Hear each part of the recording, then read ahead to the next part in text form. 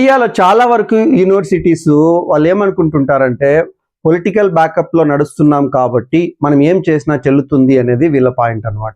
So నేను ఏ university గురించి మాట్లాడుతున్నాను అంటే గల్గోటియాస్ యూనివర్సిటీ గురించి మాట్లాడుతున్నాను. రీసెంట్గా న్యూఢిల్లీలో ఏఐ సమిట్ జరిగింది. చాలా మంది ఫారిన్ డెలిగేట్స్ని ఇన్వైట్ చేసింది మన ఇండియా ప్రభుత్వం.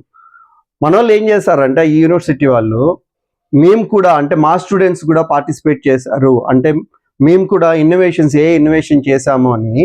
వాళ్ళు నిజంగా ఇన్నోవేషన్ చేయకుండా కూడా చైనా నుంచి ఒక డాగ్ ఏఐ రిలేటెడ్ మామూలుగా ఎవరికైనా పర్చేస్ చేసుకోవచ్చు, దాన్ని పర్చేస్ చేసుకొని వచ్చేసి ఈ సమిట్లో ఒక స్టాల్ ఏర్పాటు చేశారు. మన ఇండియా వాళ్ళల్లో అయితే పట్టించుకోరు, ఒకవేళ తెలిసినా కూడా పోతే పోనీలే ఇటు బీజేపీ వాడు ఇంకోటి ఏదో అనుకుంటారు అనమాట. గ్లోబల్ వాళ్ళు వచ్చినప్పుడు కంపల్సరీ ప్రతిదీ క్షుణ్ణంగా చూస్తారు కదా, సో అలా కనిపెట్టేశారనమాట. సో వాళ్ళను out of the AI summit పంపించేయాల్సి వచ్చింది.